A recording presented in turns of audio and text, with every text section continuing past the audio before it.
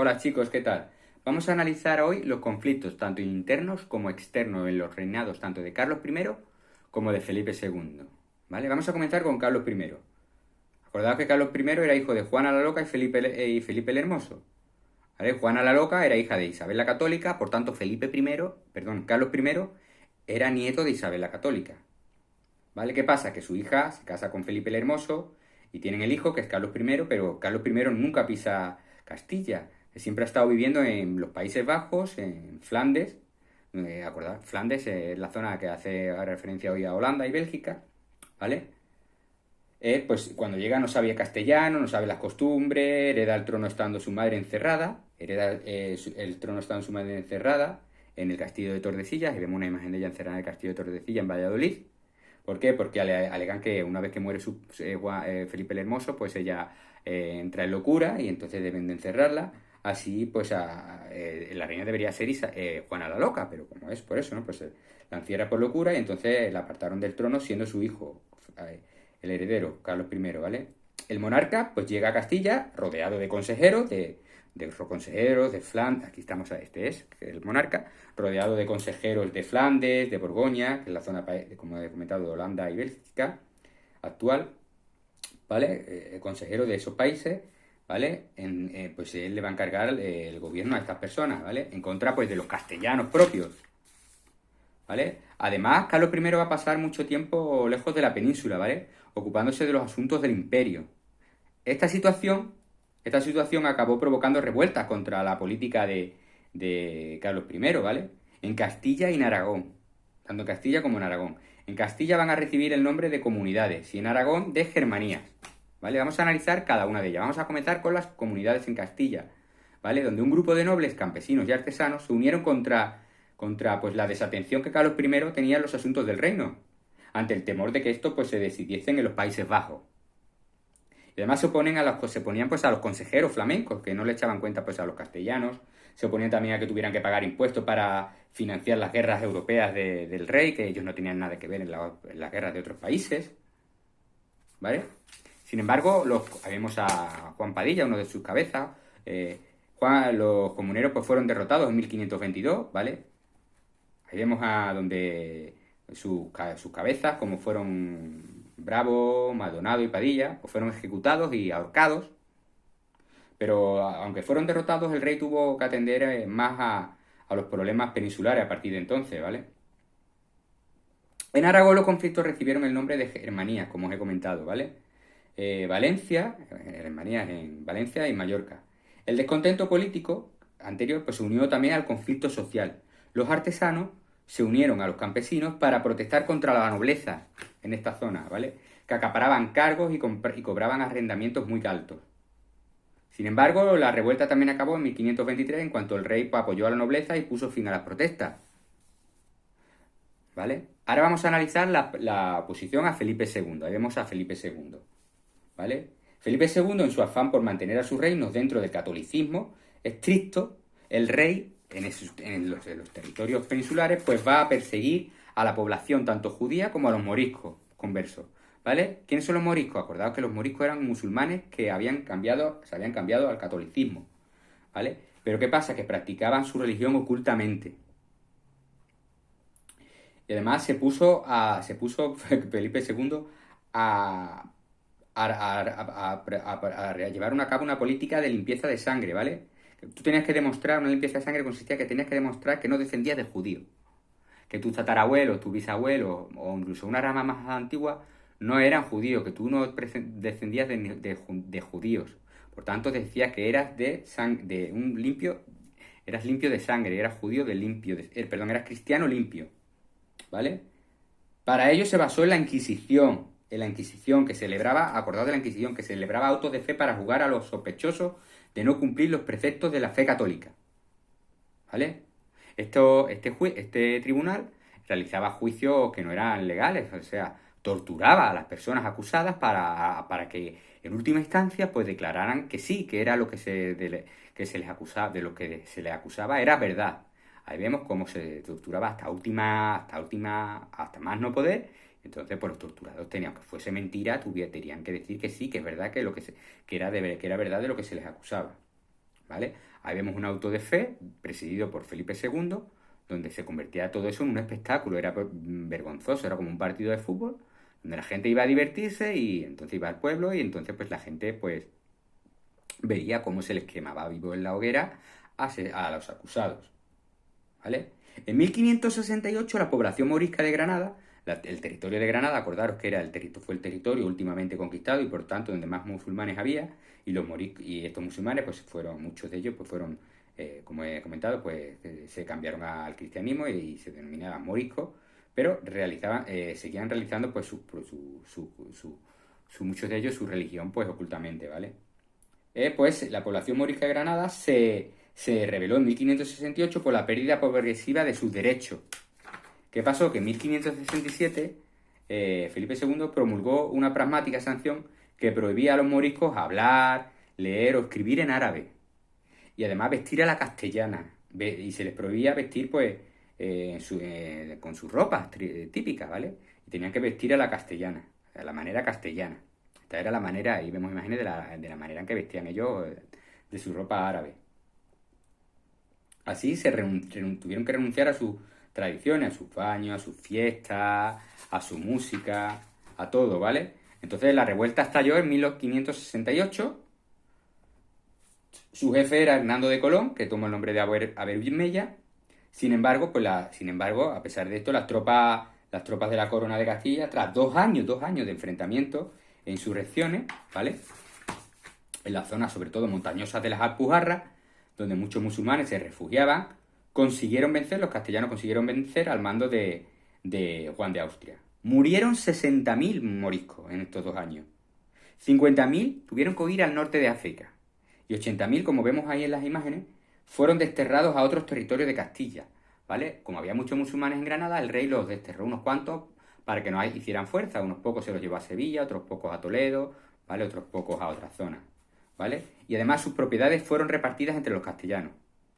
Otro problema que tuvo que hacer frente a Felipe II fue el asunto de Antonio Pérez, Antonio Pérez, ahí vemos a Antonio Pérez, que fue su secretario, un secretario muy importante para él, pero fue acusado de conspiración. Al ser acusado de conspiración, fue detenido en Madrid, pero ¿qué pasa? Que Antonio Pérez huye a Aragón. De Castilla pasa a Aragón, donde exigió la protección de sus fueros. Allí, pues, había otras leyes, acordado que cada territorio había otras leyes, entonces Felipe exigió la protección de los fueros de Aragón, pero Felipe II, el rey, hizo caso omiso a las leyes aragonesas y entró con su ejército en Zaragoza, ¿vale? El Justicia Mayor, que era el que hacía el encargado de las justicias en Aragón, incluso fue ajusticiado en 1591 por dar protección a un prófugo. Así, el rey impuso su autoridad por encima de las leyes de Aragón, ¿vale? Acordado que en Aragón el rey no tenía tanta fuerza, sin embargo, el rey pasó por encima de las leyes de Aragón, de la corona de Aragón, ¿vale? Vamos a analizar ahora los enfrentamientos exteriores, ¿vale? Los esfuerzos por mantener el imperio. La defensa de los territorios del imperio y el escenario en Europa. Vamos a analizar el escenario en Europa, que se basa sobre todo en la defensa de todos estos territorios, de todos los territorios, ¿vale? Y la defensa del catolicismo, de la política del catolicismo. Los reyes, los Austrias, que eran los de la monarquía hispánica, pues ellos pues sintieron como suyo la defensa del catolicismo en toda Europa, ¿vale? Ahí se extinguió. Vamos a comenzar con Francia, ¿vale? Francia, aquí tenemos Francia, la corona de Francia. Los Habsburgos, va a rivalizar con los Habsburgos, los Austrias, por el control de la península italiana y el reino de Nápoles. Ellos quieren también esos territorios, ¿vale? ¿Vale? Sobre todo Francisco I de Francia, vemos a Francisco I de Francia, que fue un gran opositor de Carlos I. Los Austrias vencieron en las batallas de Pavía en 1525 y San Quintín en 1557. Por tanto, los territorios italianos, sobre todo el milanizado, quedó en manos de Castilla. Con los estados alemanes, que son estos de aquí, los estados alemanes, estas zonas de aquí, los estados alemanes, ¿qué pasa? El problema fue religioso, ¿vale? Fue religioso, donde algunos príncipes, ahí vemos a Lutero, Martín Lutero, donde cuelga las tesis en esa época, algunos príncipes van a apoyar el luterano a pesar a pesar de las negociaciones del rey, intentar negociar, pues va a estallar la guerra, y tras varias victorias iniciales, se tuvo que firmar, iniciales por parte del rey, se tuvo que firmar la paz de Habsburgo, en 1555, ¿vale? La paz de Augsburgo. ¿Qué pasa? Pues que al final Carlos I tuvo que aceptar la expansión del protestantismo, no pudo parar esa hemorragia del catolicismo y acepta la expansión del protestantismo. En los Países Bajos, que son estos de aquí, ¿qué pasa? Esto le tocó a Felipe II. Felipe II allí se extendió el calvinismo, otra religión protestante, ¿vale? Y sus habitantes se negaron a pagar impuestos a la corona y además querían la independencia.